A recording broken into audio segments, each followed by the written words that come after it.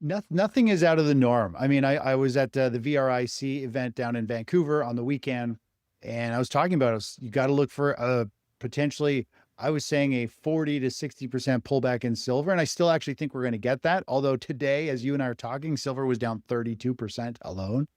But it just goes to show how sensitive this is. Such a crowd, mass market participant play. Everybody's been piling in, chasing it higher. I was at the post office the other day, and their silver rounds and silver areas completely gutted. There's nothing left.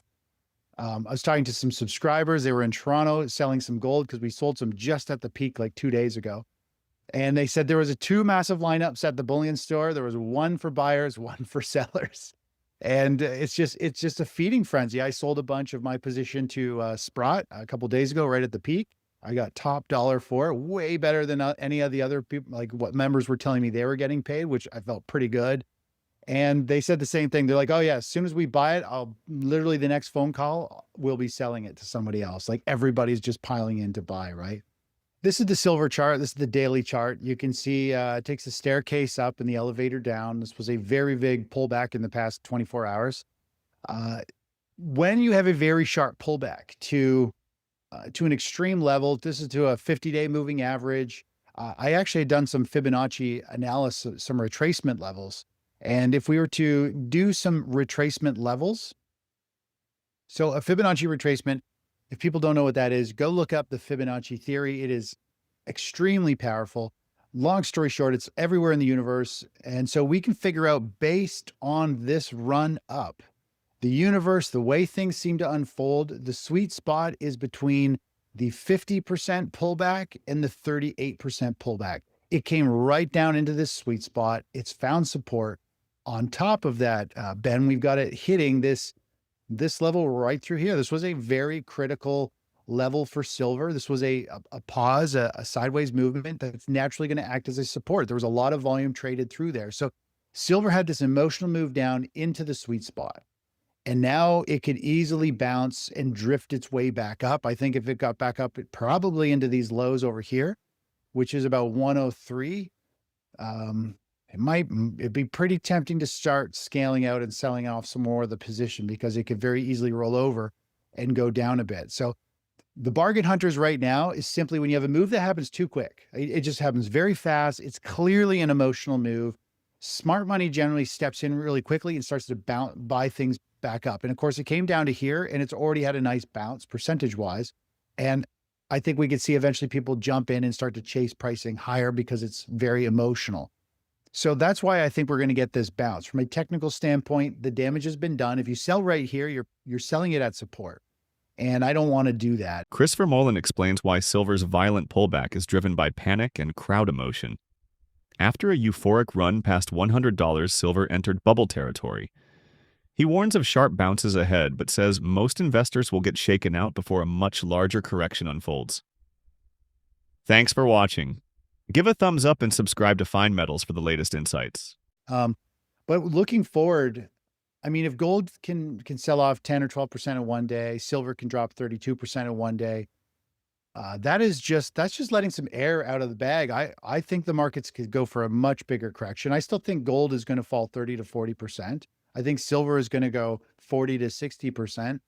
And I think that could potentially take months. In fact, I think it could actually, take a year or two to actually base out, stabilize, start to move up, and then start to make all-time highs again. It could be a year or two away. And that's not what anybody's expecting. All the media, we're in the perfect storm for precious metals to go through the roof, which they just have, but people think the roof is a whole lot higher.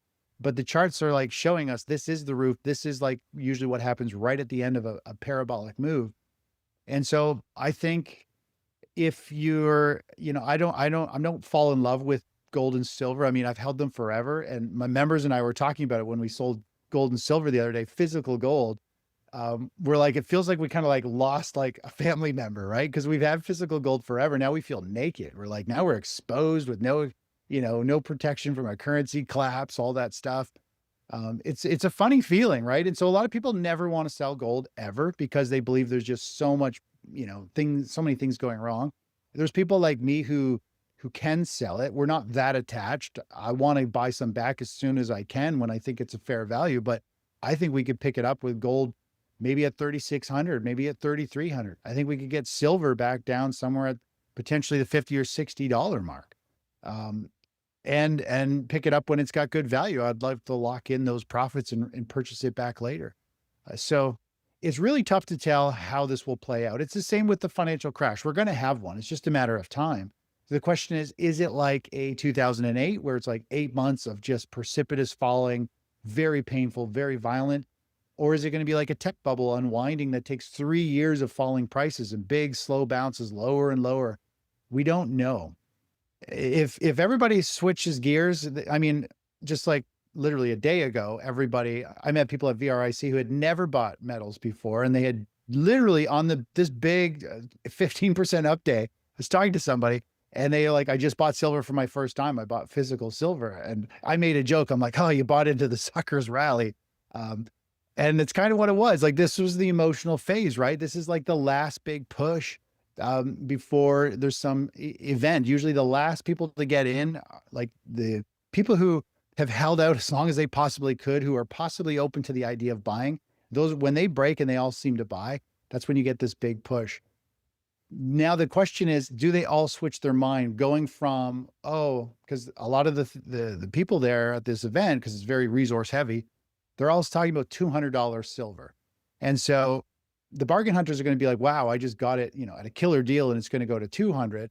But what happens now is if people get too much damage done and they take a loss, they could change their mind very quickly. And suddenly they're going to be picturing like big red bars.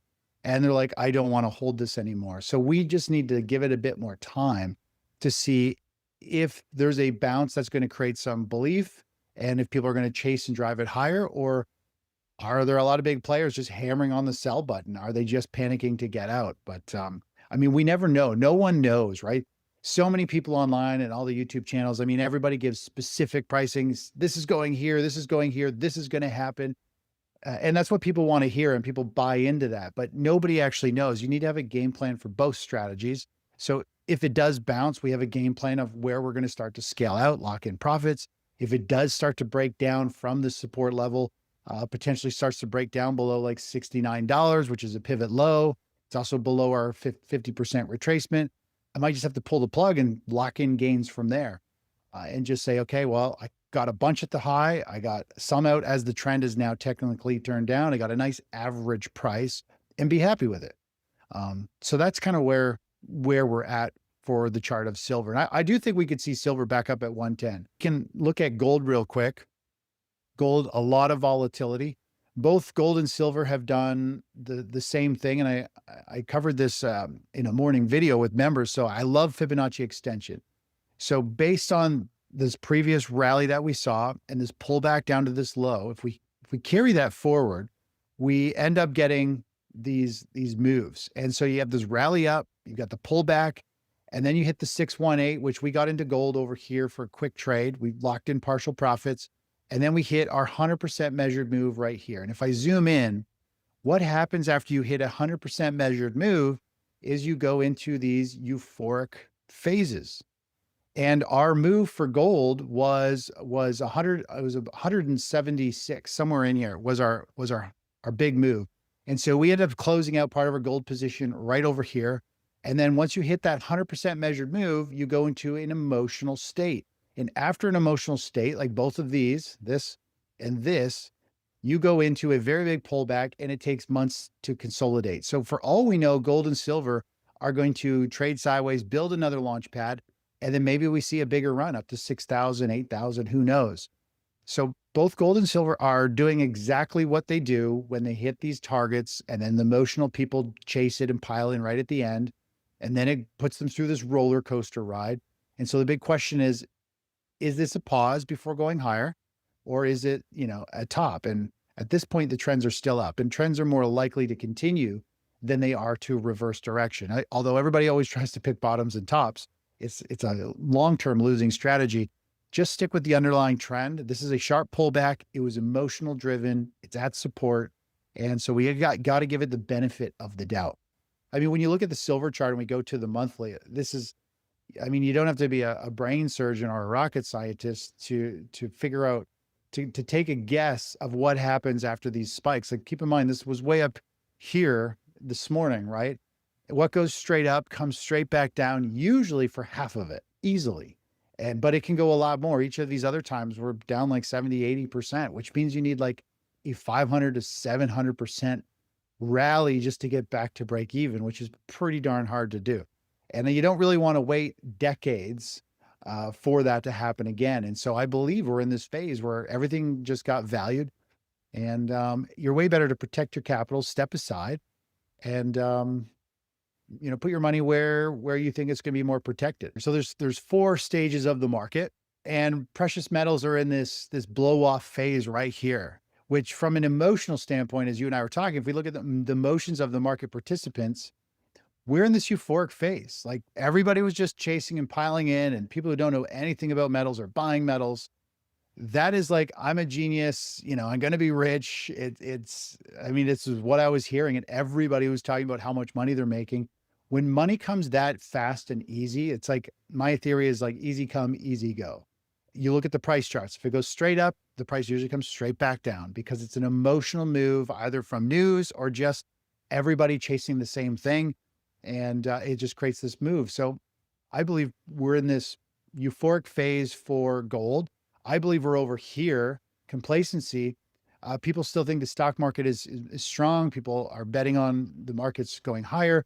But I believe we're going to go into this huge sell-off. People are going to start to get anxiety. They're going to start getting margin calls. They're going to be like, wow, I sure hope this isn't a breakdown. I just gave back so much money. And then eventually price keeps falling and they go into denial. They're like, well, now I'm down so much. And I hear this all the time. I'm down so much, I just have to ride it out. Problem is, when we go into this stage for decline, this big sell-off, price starts dropping so fast, so consistently. Some days we'll be down like 3, 4, 5% a day, and it can do that back to back, right? People are like, oh my gosh, if the market falls like this for another 5 or 10 days, I'm going to have nothing left in my retirement. My whole life is gone.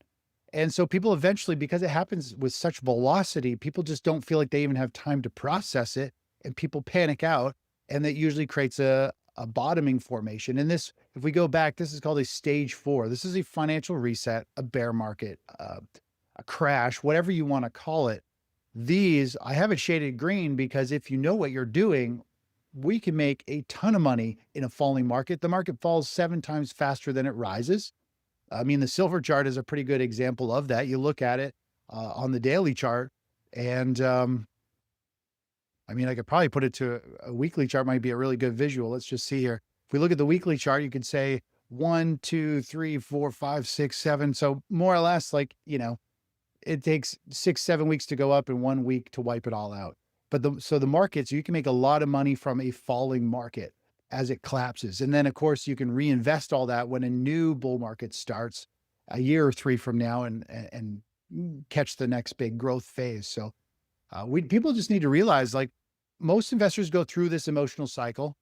If you know what you're doing, you're a technical trader and you can step aside from the emotions in the news, you can ride this optimism, this belief, the thrill euphoric phase down the roller coaster. So instead of anxiety, we have optimism. And that's where, my subscribers and I now, we're optimistic that the markets are going to start a correction. We want it to start a correction because it's big money.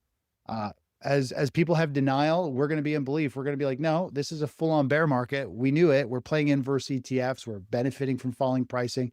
As people are panicking out, we're in this thrill euphoric phase, just pulling money out of the market, knowing, like, being richer than we've ever been. And then we're going to enter this cycle and go through the same thing to the upside. So it's very important to understand these emotional waves. And if you are feeling these emotions, you're probably subject to, both sides of these, unless you're really crystal clear. Like, you shouldn't be having anxiety and denial and panic about your positions. That means you don't have an exit strategy. If you don't have an exit strategy, it's just a matter of time before you go off this cliff and wipe out your account.